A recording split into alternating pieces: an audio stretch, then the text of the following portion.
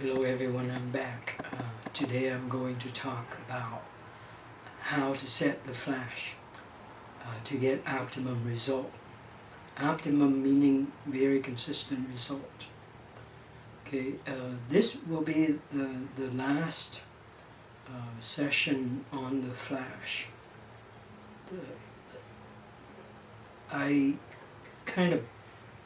It's been a long time since I last broadcast a flash tutorial, and my apologies for that.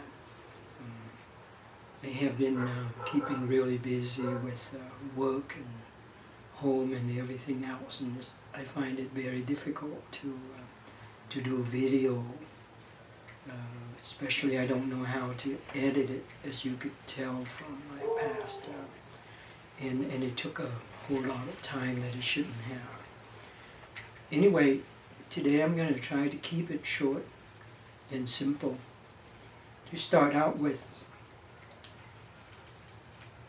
my method involves the setting for indoor flash shooting, including at parties and weddings. And it is pretty simple. It is kind of automatic because we are going to use ETTL for the flash. However, there's a twist to that. So the setting for the camera is going to be completely manual. So don't be too alarmed, because after all, at the end of it, the exposure is going to be set automatically by the combination of the camera and the flash. So it is going to be really easy once you set it up, okay? So first of all, start out with the camera. Okay, now I have an external flash here. Okay, first off, I'm going to set the flash to ETTL.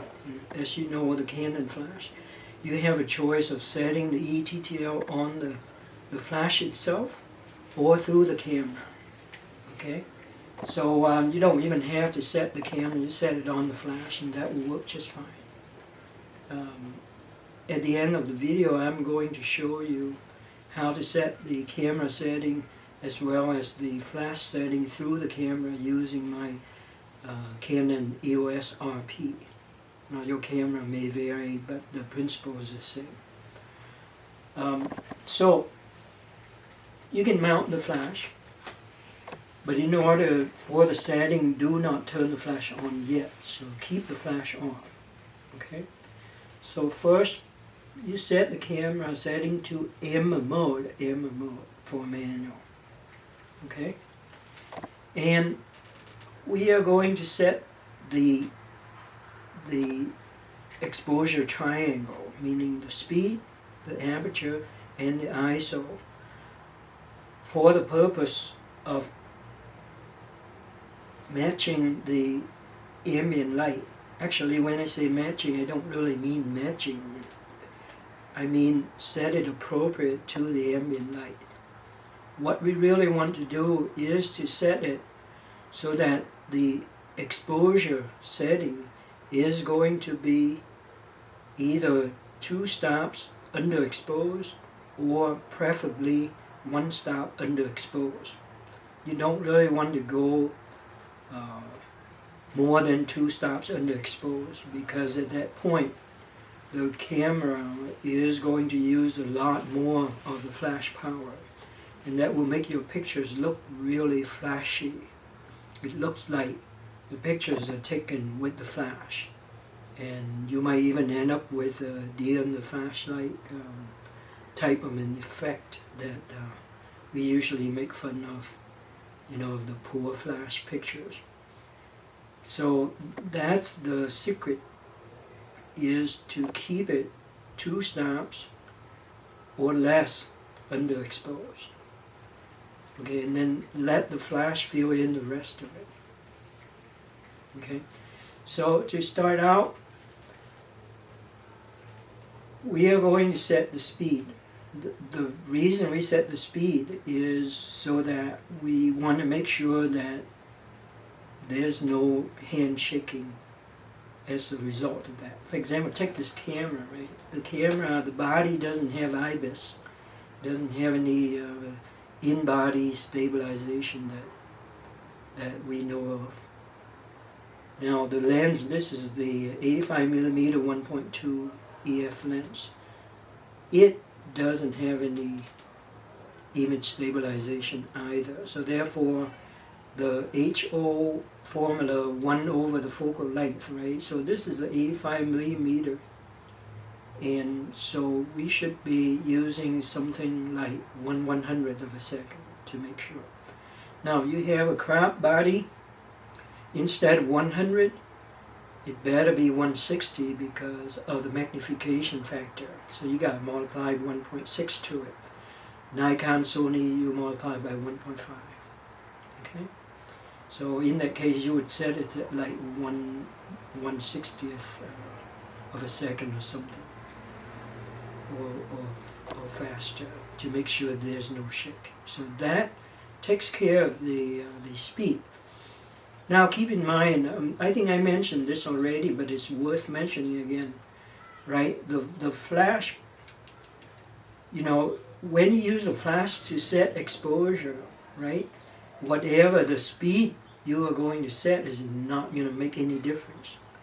What I mean is, even if you set it to 20 seconds, you are not going to change the exposure due to the flash. You will with the ambient light, but you will not affect the flash because the flash duration is so short. It's only 1/10,000th of a second. Therefore, it doesn't really matter what speed you're setting. You're setting speed so that you make sure you don't shake and blur the pictures, that's all. Okay, so we took care of the speed. Now, what aperture should we be setting? The aperture you should be setting is appropriate for the condition. I normally set it wide open, as wide as the lens would permit for most lenses. In this case, for this f1.2, at 1.2, you risk of having like one eye in focus and the other eye out of focus, and that's not really good for a picture of a person. So therefore, I would set it at f2. Now, if there are two people or more in the picture, then I would even set it to f4 or f5.6. In some cases, for group, I would set it to f8. So the aperture is depending on the condition. But you want it to be as low as possible so that you can maximize the light and minimize the ISO. Okay, so the next thing, because we are doing fully manual, we have to set the ISO as well. You know that if you are using automatic, like say AV mode or P mode, the flash usually automatically set to ISO 400. It just stays there and then it varies the rest of it. It varies the flash power to do it. Perhaps that's part of the reason why sometimes automatic flash, sometimes you have very good results and sometimes you don't, depending on the ambient light condition. So when we are doing ours, we have to be willing to set the ISO higher than 400, depending on the ambient light. Okay, I have set ISO as high as 1600 before. I find it rarely needed to go beyond 1600 for most indoor cases. And 1600, you can clean it up in post without any problem whatsoever. So don't be afraid to set the ISO higher than 400. Okay, but you set it so that what is a condition? You set it so that, as we mentioned before, either best scenario is one stop underexposed. Okay, but if you have to, because of, like say if you have to bump the ISO up to 3200, rather than do that, then set it to 2 stops underexposed. Now if you go more than 2 stops underexposed, then your picture will risk looking like it was taken with a flash. Now 2 stops or less, sometimes people will have to ask you, did you take it with flash? They would not be sure. So that's the secret in taking good flash pictures, is that people are not sure whether or not you use the flash. Okay? So keep that in mind. So you set the 3 setting, the speed to avoid shake, the aperture to avoid out of focus situation, otherwise set it as wide as possible, and then the ISO to match the 1 f-stop underexposed, maximum 2 f-stops. And then once you set that, and then you turn the flash on. Because if you turn the flash on before you set that, the camera is going to show you the result after the flash is shot. And you won't be able to tell whether or not you are two stops below or not. So you got to turn it off first. Once you set it, then turn it on. Now, during the shooting, you wait. And if your ambient light condition changed enough, then you might want to reassess your setting. Otherwise, you just shoot away. It is full automatic. And the results are very consistent, predictable, and very pleasant looking. Right? So with this, I'm going to show you the setting using the RP as I mentioned. I take this opportunity to thank you, and give me the comments, give me suggestion. If you have any question, let me know, and I will try my best to answer. With that, I thank you very much. Have a good day. Hello, everybody. What you are looking at is the screen of my Canon Eos-rp camera. Right now, as you can see from the upper left, I'm in manual mode, M mode. And I got my shutter speed, aperture, and ISO set to some random number. We should be looking at a view out of the camera. And right now it looks completely pitch black. And what that is telling me is that it is severely underexposed at this point. Now with my camera, when I press the shutter button halfway, now below the exposure scale, near the middle, you can see that there's a triangle, like an arrow that pointing left under the -3. And that's telling me that it is underexposed more than 3 stops. It stopped at 3, so we don't really know how much underexposed that is. Okay, as we discussed, the speed should be set to reflect the 1 over the focal length rule of thumb. I'm using a EF 50mm f1.4, so the speed appropriate here would be 1 over 60. So that's just what I'm going to set. I'm going to set that down to 160. Okay. On the aperture, we discussed that we're going to set it as wide as the lens is going to allow, with the exception that we want to keep it at f2 and not go lower than that for fear of not being able to keep both eyes of the subject in focus. So in this case, I'm going to, even though I can go down to 1.4, I will stop at f2.0. So you can see that the image is starting to appear a little brighter because we are letting in more light. Now at this point, we already exhausted the shutter speed and the aperture. The only thing left that we will be able to set is the ISO correct. As you remember, we talked about, we wanted to be at the maximum 2 f-stop under, preferably 1 f-stop under. Now I'm pressing it. I'm a little bit, I'm 1/3 of an f-stop darker than -3. I mean, like just a slight bit brighter than -3, which is too much. So I'm going to increase my ISO to something bigger. Okay, so in this case, I'm going to go to 400 first, press the shutter button halfway, and I show that, okay, I'm just a tad brighter than 2 f-stop under. So if my ISO is really high right now, then I would stop here, because at this point the flash can work fairly reasonable, even though it's not optimum. The optimum would be 1 f-stop. So in this case, my ISO is only 400. I'm going to increase it some more. So I'm going to get to like 640. Press the shutter button again, test.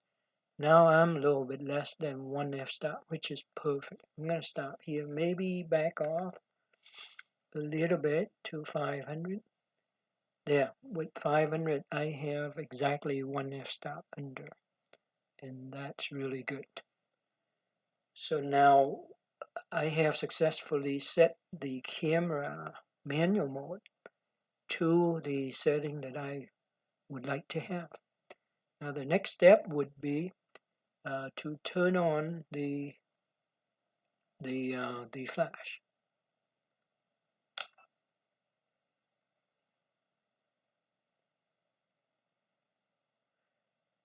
Okay, the RP, unlike the older DSLR, when you turn on the flash, right, the screen is going to brighten, assuming that the flash is going to be fired. So it simulates the flash all the time, and the difficulty is that now you cannot tell, how much under power. Now the RP is newer and a lot smarter, in that when it shows me when I press the shutter button halfway, and you can see the lightning bolt show up above the aperture. That basically tells me that, okay, with the flash on, that is what the picture is going to look like. So that is a whole lot better, right? And if I let go of that, a few seconds later, it's going to go back to the view without the flash, which is the smart thing to do right there. Okay, so that is what I want. Now I'm going to quickly show you how to set the flash settings via the camera. In this case, the Eos-rp. So I press the menu. Now the flash menu is under the red tab. For the RP, it is red tab number 2. It's called external speedlight control. When I press that, make sure flash firing is enabled, which is a default. I go down to flash function settings, and I go to check, and ETTL is already set. So that is what I want, right? Now, another feature worth talking about is you can see that I have the high-speed sync turned on. Now, whenever I shoot with flash, I always have it turned on, and I will explain why. Okay, now, normally, the first curtain sync is a default. So if you didn't do anything to this, that is what's going to be shown. Now, as you remember, my shutter speed's pretty low, 1/60th, so you don't really need high speed sync at all. So why did I have it on? Now I will explain that. I highly recommend that at least for the Canon system. I'm not familiar with other systems, so I cannot talk about that. But for Canon system, right, you always want to turn on high speed sync as a default. The reason being is like the system is smart enough. So for this case, I'm setting at 1/60th. It's not going to use high speed sync. But having said it, if for some reason, if I go outdoor and it's a lot brighter and I have to turn my speed up to like one or 320 or something, and then high speed sync's gonna set already, so it's gonna kick in and it's gonna work.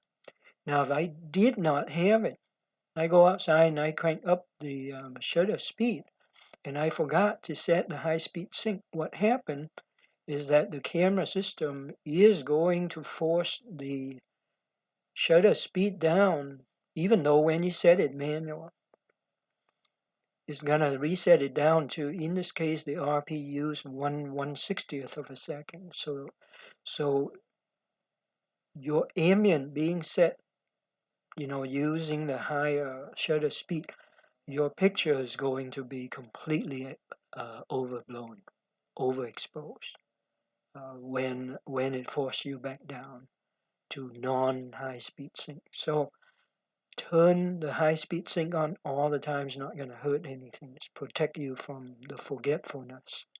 Especially now I'm getting old.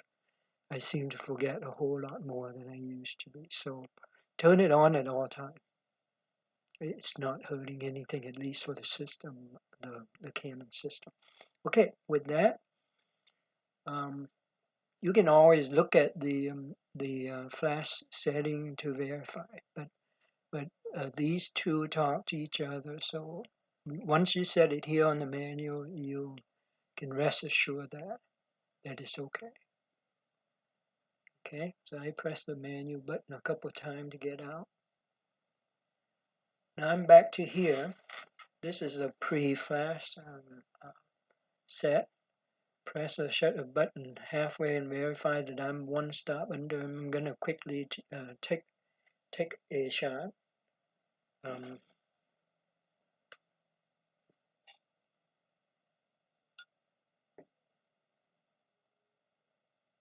And see what's going to happen.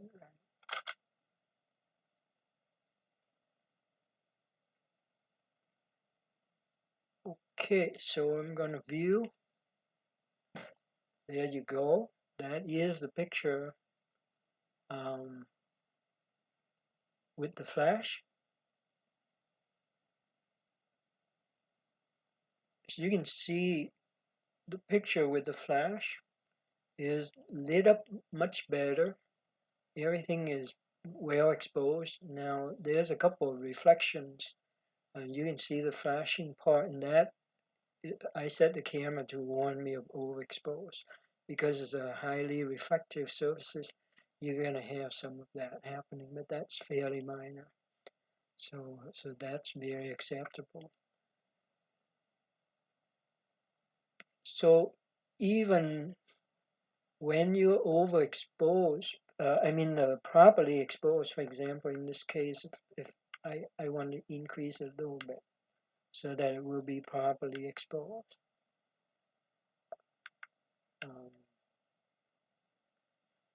Which would require something like 1,000. Okay, this picture, depending on who you talk to, is not as good as this picture, in my opinion, because it's much more evenly lit. Okay, the temperature might be a little bit different, but I think, and that could be corrected. But other than that, I think the picture with the flash is better. Especially when you take pictures of people at a party, at a wedding, the flash picture is going to look a whole lot better than without. I guarantee that. Okay, with that, I would like to thank you. There's one thing that I kind of wanted to mention is that when you take a portrait picture outdoor, now I mentioned that my technique is different in actually two ways. I only mentioned one way. One is that I'm using flash in a manual mode, set the power to 1/30th of the maximum power for a flash with a guide number of 60. If you have a lesser flash, you might want to change that to be something, let's say 1/15th or something. because it doesn't have as much power as the guide number 60 flash that I'm using. The other change that I did not mention was that under the normal circumstances, okay, we are shooting basically at 1 f-stop under. Now, for outdoor portrait, you don't really want 1 f-stop under. You will set it to normal like this.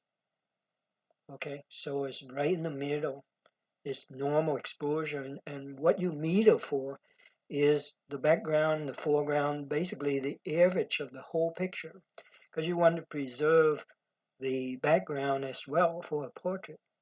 Now, because usually a background is a little bit brighter, especially if you shoot in a shade and you shoot against the sun, so your subject is going to be a little darker, but that is okay because that is what the flash is for.